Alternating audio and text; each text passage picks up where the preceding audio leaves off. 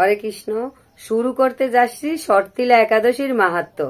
মাঘ মাসের কৃষ্ণপক্ষের শর্তিলা একাদশীর মাহাত্ম্য ভবিষ্যতের পুরাণে বর্ণিত আছে। যুধিষ্ঠির মহারাজ বলেন, হে জগন্নাথ, মাঘ মাসের কৃষ্ণপক্ষের একাদশী তিথির নাম কি, বিধি বা কি এবং তার কি ফল সবিস্তারে বর্ণনা করুন। তদুত্তরে ভগবান বলেন, হে রাজন, এই একাদশী শর্তিলা নামে জগতে বিদিত। এক সময় দালভ্য ঋষি মুনিশ্রেষ্ঠ পুলস্তকে জিজ্ঞাসা করেন, মর্তলোকে মানুষেরা ব্রহ্মহত্যা, গোহত্যা, অন্যের সম্পদ হরণ আদি পাপকর্ম দ্বারা নরকে গমন করে। যাতে তারা নরক গতি থেকে রক্ষা পায় তা যথাযথভাবে আমাকে উপদেশ করুন। অনায়াসে সাধন করা যায় এমন কোন কাজের মাধ্যমে যদি তাদের এই পাপ থেকে উদ্ধারের কোনো উপায় থাকে তবে তা বলুন। ঋষি পুলস্ত বলেন, হে মহাভাগ, তুমি একটি গোপনীয় উত্তম বিষয়ের প্রশ্ন করেছ। মাঘ মাসে শুচি, জিতেন্দ্রীয়, কাম, ক্রোধ আদি শূন্য হয়ে স্নানের পর সর্বদেবেশ্বর শ্রীকৃষ্ণের পূজা করবে। পূজাতে কোনো বিঘ্ন ঘটলে কৃষ্ণ নাম স্মরণ করবে। রাত্রিতে অর্চনাতে হোম করবে। তারপর চন্দন, অগ্রু, কর্পূর ও শর্করা প্রভৃতি দ্বারা নৈবেদ্য প্রস্তুত করে ভগবানকে নিবেদন করবে। কুষ্মাণ্ড, নারকেল অথবা 100 গুবাক দিয়ে অগ্র প্রদান করবে। কৃষ্ণ কৃষ্ণ কৃপালুস্তম গতিনাং গতির্ভব ইত্যাদি মন্ত্রে শ্রীকৃষ্ণের পূজা করতে হয়। কৃষ্ণ আমার প্রতি প্রীত হন বলে যথাশক্তি ব্রাহ্মণকে জলপূর্ণ কলস, ছত্র, বস্ত্র, পাদুকা, গাভী ও তিল পাত্র দান করবে। স্নান দানাদি কার্যে কালো তিল অত্যন্ত শুভ। হে দ্বিজোত্তম, ওই প্রদত্ত তিল থেকে পুনরায় যে তিল উৎপন্ন হয় তত বছর ধরে দানকারী স্বর্গলোকে বাস করে। তিল দ্বারা স্নান, তিল শরীরে ধারণ, তিল জলে মিশিয়ে তা দিয়ে তর্পণ, তিল ভোজন এবং তিল দান, এই 6 প্রকার বিধানে সর্বপাপ বিনষ্ট হয়ে থাকে। এই জন্য এই একাদশীর নাম শর্তিলা একাদশী। হে যুধিষ্ঠির, একসময় নারদও এই শর্তিলা একাদশীর ফল ও ইতিহাস সম্পর্কে জানতে চাইলে যে কাহিনী আমি বলেছিলাম তা এখন তোমার কাছে বর্ণনা করছি, শ্রবণ করো। পুরাকালে মর্তলোকে এক ব্রাহ্মণী বাস করত। সে প্রথা ও ব্রত আচরণ দেব পূজা পরায়ণা ছিল। উপবাস ক্রমে তার শরীর অত্যন্ত ক্ষীণ হয়ে গিয়েছিল। সে মহাসতী ব্রাহ্মণী অন্যের কাছ থেকে দ্রব্যাদি গ্রহণ করে দেবতা, ব্রাহ্মণ, কুমারীদের ভক্তিভরে দান করত, কিন্তু কখনো ভিক্ষুককে ভিক্ষাদান ও ব্রাহ্মণকে অন্নদান করেনি। এইভাবে বহু বৎসর অতিক্রান্ত হল। আমি চিন্তা করলাম, কষ্টসাধ্য বিভিন্ন ব্রত করার ফলে এই ব্রাহ্মণের শরীরটি শুকিয়ে যাচ্ছে। সে যথাযথভাবে বৈষ্ণবদের অর্চনাও করেছে, কিন্তু তাদের পরিতৃপ্তির জন্য কখনো অন্নদান করেনি। তাই আমি একদিন কাপালিকা রূপ ধারণ করে তামার পাত্র হাতে নিয়ে তার কাছে গিয়ে ভিক্ষা প্রার্থনা করলাম। ব্রাহ্মণী বলেন, হে ব্রাহ্মণ, তুমি কোথা থেকে এসেছ, কোথায় যাবে তা আমাকে বলো।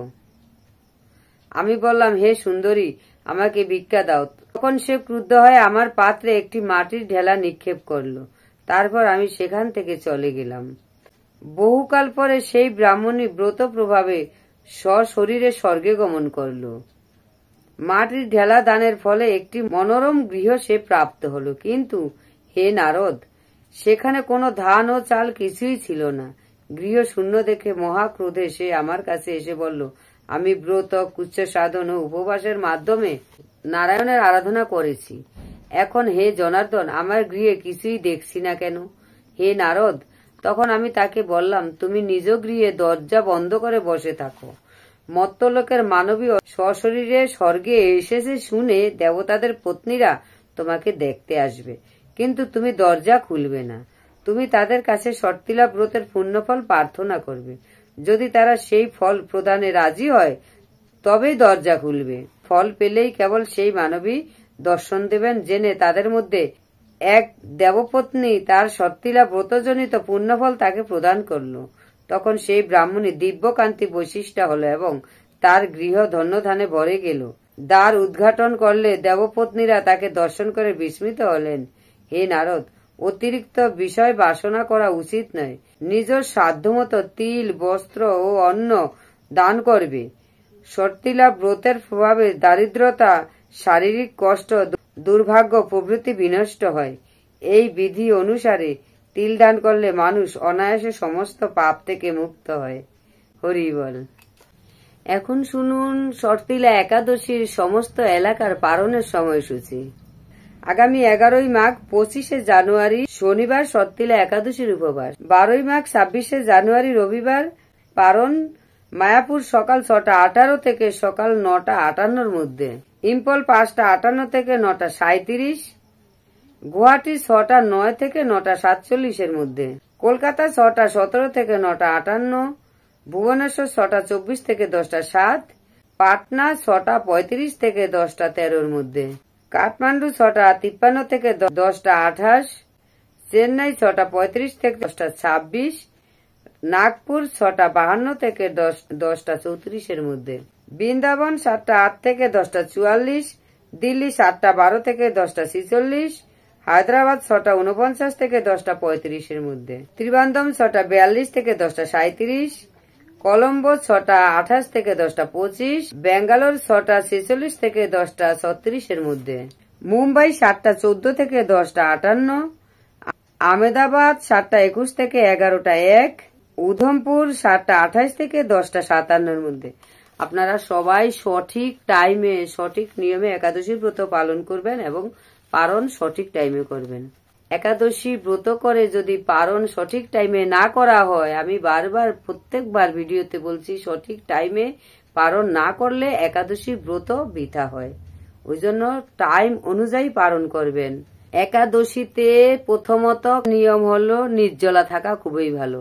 দ্বিতীয়ত, আপনি জল খেয়ে যদি একাদশীর ব্রত পালন করতে না পারেন, আপনি ফল দুধ খেতে পারেন।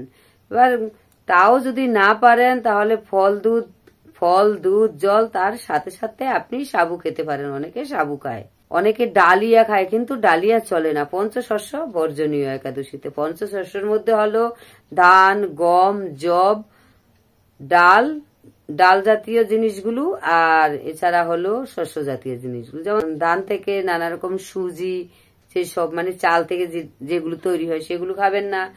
আর যেগুলো গম থেকে তৈরি হয় যেমন ডালিয়া, সুজি, এগুলো খাওয়া যাবে না।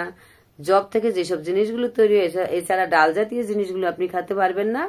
এছাড়া আপনি শস্য জাতীয় যেমন পাঁচফোড়ন, কালো জিরা, এইসব জিনিসগুলো আপনি খেতে পারবেন না। তাহলে কি করে সবজিটা বানাবেন? আপনি সবজি শুধু সূর্যমুখী তেল এবং আপনি ঘি দিয়ে করতে পারেন, সূর্যমুখী তেল দিয়ে করতে পারেন। থাকবে সৈন্দব লবণ আর কাঁচা লঙ্কা চলবে। আর আপনি গোলমরিচ দিয়ে ভগবানকে প্রসাদ বানিয়ে ভগবানকে নিবেদন করে তারপর সেই প্রসাদ আপনি খেতে পারেন। এছাড়া একাদশীর দিন যে একমালা করছেন সে দুমালা করবেন, আর যে দুমালা করছেন সে 4 মালা করবেন। একাদশীর দিন মালা বাড়াতে হয়। আর যারা 16 মালা করছেন তাদেরকে তো বলার কিছু নেই, তারা তো 16 মালা করছেন। 25 মালা একাদশীর দিন সঠিক নিয়ম হলো 25 মালা করা। সেখানে 25 মালা যারা করছেন তারা বাড়িয়ে করেন, সেটা ভক্তরা তো সবাই জানেন। এইভাবে একাদশী ব্রত করতে হবে, হরিবাসরে থাকতে হবে, হরির গুণগান করতে হবে, তবে আপনার একাদশী ব্রত পূর্ণ হবে। আর একাদশী ব্রত করে একাদশীর যে সঠিক টাইম পারণের, সেই পারণের টাইম অনুযায়ী আপনি পালন করবেন। হরে কৃষ্ণ।